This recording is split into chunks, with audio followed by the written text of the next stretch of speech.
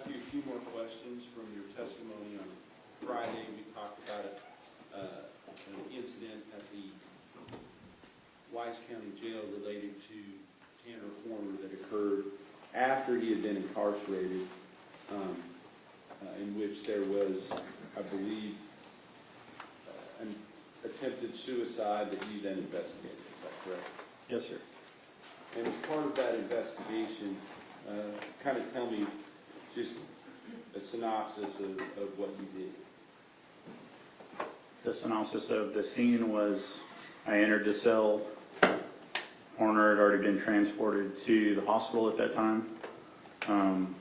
My initial is just like any other scene. We're going to photograph the scene in its entirety. We're going to start by taking overall photographs. We're going to move to mid-range. We're going to move to close-ups. Slow down a little bit. So you took a number of photographs? I did, sir. And prior to court today, did I have you look at some photographs? Yes, sir, I did. That were part of the photographs that you took that day? Yes. In addition to taking photographs, did you take some items into evidence? I did. And were some of those items documents? Yes. Okay. Specifically, what type of documents? Handwritten letters, sir. Okay. And may I approach, Your Honor? Yes, sir.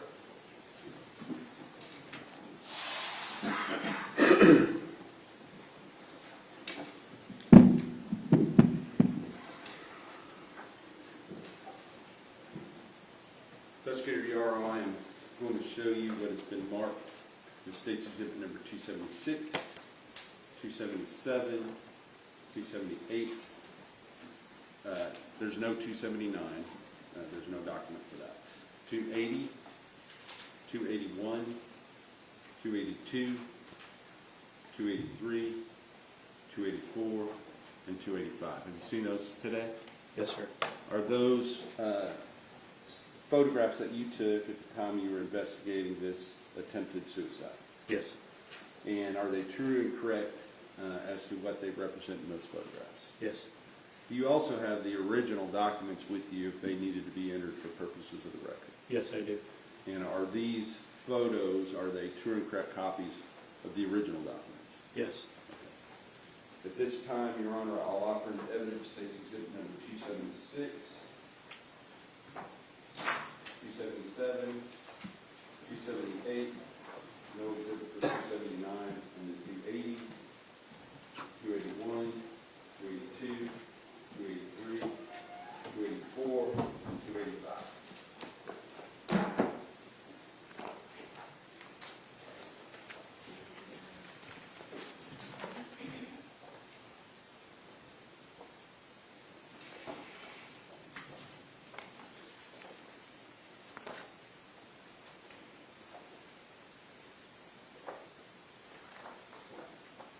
Objections? State's Exhibits 276 through 278 and 280 through 285. Thank you, Your Honor. May I publish, Your Honor? Yes, sir.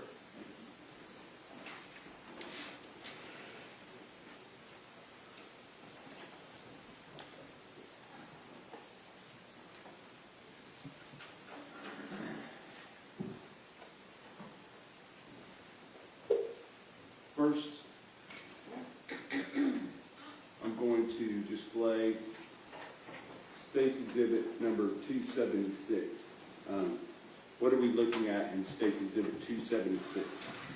So that's the built-in bench within the cell, and on top of the built-in bench are the sealed letters that I recovered from the scene. And did you lay them out in this manner, or were they that way when you took the photograph? They were laid out in that manner. Was there anybody else in that cell besides the defendant, other than the Mercy personnel, that before you took these photographs? No. And if we look at these photographs, I'm going to ask you to go from the top to the bottom and read what the envelope says. Can you see that? For Athena's family. Okay, that's the first envelope. Yes. Second envelope. Detectives only. Okay. Third envelope. That's to Legacy Church. Okay. Fourth envelope. And then to Melissa Horner and Jackie, I'm not sure the last name. Okay. And then finally, And then to Cassie something. okay. So with regard to that, then those individual documents, did you take those things into evidence? Yes. Okay. And so now we're going to look at State's Exhibit number 277. Is that the evidence bag you collected those things in? Yes, sir, it is. And you have that actually with you today, correct? I do. All right. Now with regard to 278, we're now looking at just a more close-up photograph of the envelope to Athena's family, is that right? Yes, sir. And inside of that envelope, did it have a handwritten letter? Yes. So now we're going to look at 280.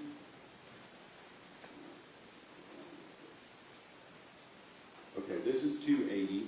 Is this the true and correct copy of that handwritten letter, the front side of it? Yes. Your Honor, I'd ask to be able to publish this record by reading it into the record. Okay. Thank you.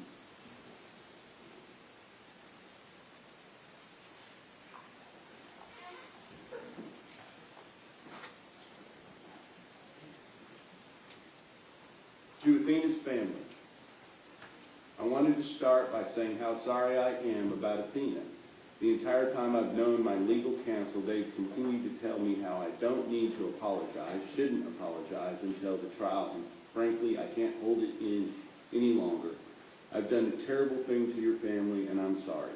I can't tell you how many countless nights I've stayed awake, unable to sleep. I pray for all of you. So many were affected by my breakdown. Not just your family, but my own as well. You'll never get to see your baby girl grow up, and I'm sorry. Now my son is going to grow up without his father and protector. I owe it to you all to explain where my mind is at. Let me start by saying that I have Asperger's syndrome. In other words, I'm on the autism spectrum. I don't do well with change or things that are unpredictable in nature. When I first started out as a driver at FedEx, I was given a singular route, and that route wouldn't change for a while. After a bit, my employer started making random changes to my route, adding stuff from other routes, so they could make more money. I don't do well with change. Again, I can have meltdowns when unexpected changes to my daily routine happen. It was so bad one day I started to have a suicidal episode. I had to leave early that day or I was going to walk myself into oncoming traffic. The only thing that stopped me was thinking of my son growing up without his father. So I took off for a week and sought out help. I got put on medication and a week later I was back at work. I've let my employers know how I needed to keep consistent routine and I wouldn't have any issues. However, I was ignored. When I returned, they did the opposite of what was good for someone like me. They made me a floater. They put me on a different route every day, every time, going on to the next page. Now we're going to go on to State's Exhibit number 281. Is this a true and correct copy of the second page of that document, Investigator Yarrow? Yes. Okay. May I publish, Your Honor? Yes, sir. Okay. I reminded them that I needed to be on a routine. It was like it would go in one ear and out the other. My mental health started to steadily get worse because of it. I couldn't just quit either. I had a son and I had to take care of it. Then on top of all that, certain aspects of my home life started to fall apart as well. I guess they got sick of me constantly telling them I needed consistency because they sold me off to another company without me having any say in the matter. In hindsight, I'm starting to think they were attempting to get me to quit, which in retrospect was kind of scummy. After a while, with the new contractor I started with, Big Top Spin, my life started to kind of fall back into place. I got a car again, but I was still consistently stressed and had multiple minor meltdowns because Even this new company had no regard for my mental health because they still refused to put me on a consistent route. The holidays came and my stress only multiplied. They forced everyone to work 6-day weeks as volume got higher and higher. It was all the wrong place and the wrong time. I'm sorry I allowed my mental state to be unstable.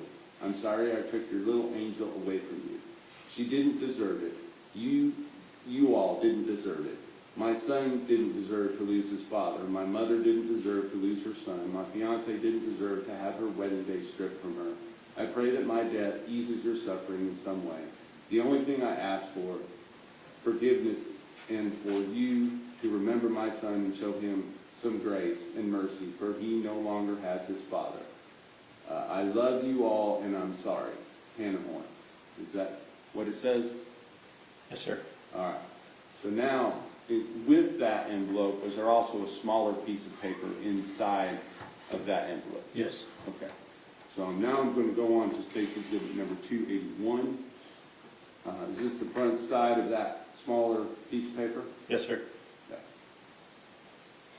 Side notes. FedEx Ground themselves are quite negligent when it comes to safety. They do nothing to make sure contractors' vehicles are actually road ready.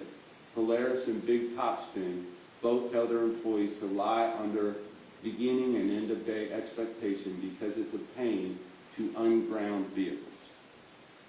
And then the backside also had some writing, is that correct? Yes. All right.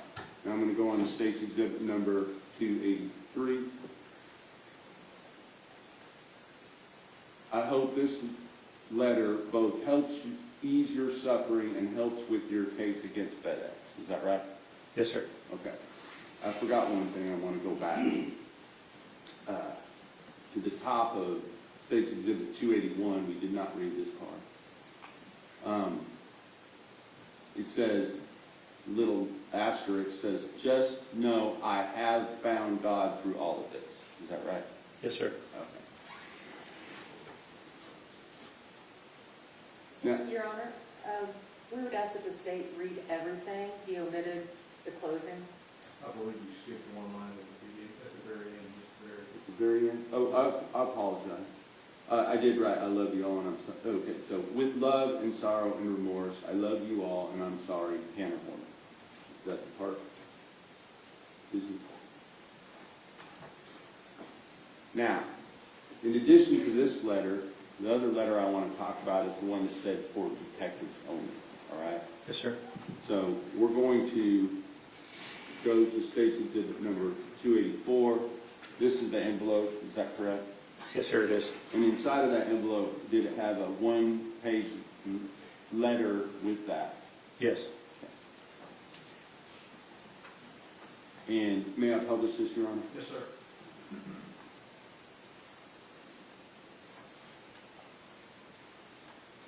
Detective, my family is in danger.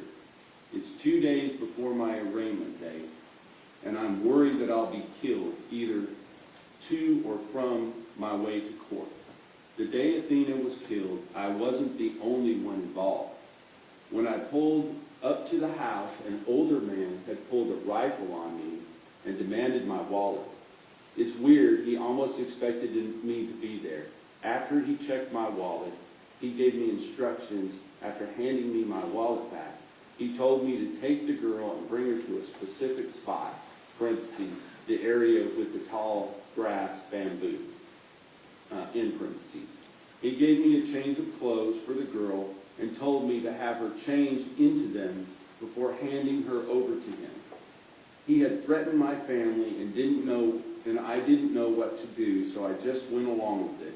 Don't tell the media, BTW, IDK, if he's going to do something. If I'm killed on the way to or from the courthouse, I'll assume it was him. When I handed her over, she seemed like she knew him. It kind of freaked me out, and she calmed down after seeing him. I shut my headlights off and followed them, and I saw him park his truck by that creek. The next day, I went by there after work and saw the girl's body. I put her body in the water. I needed to get this out, even if it was just in writing. Don't tell the media, don't tell my family, they'll tell the media. Don't tell the family of Athena until after their lawsuit against FedEx goes through. This is between me and you, detective. As long as it stays between us, my family stays safe. I'll gladly keep the blame as long as they're safe. The man was older, probably 50s, gray hair, short military-style haircut, kind of fat, with a bit of upper body muscle. I handed him the girl's clothes when I gave him her. I either missed the pants or he put them back on the truck somehow. I'm not sure. But 3 times he asked me about the cameras on the FedEx truck.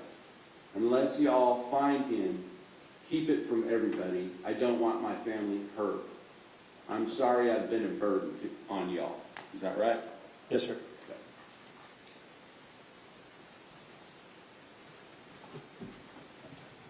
We can turn the lights back on.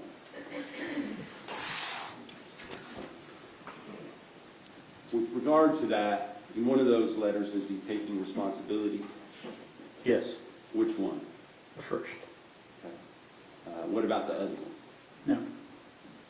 Is he blaming it on somebody other than himself? Yes.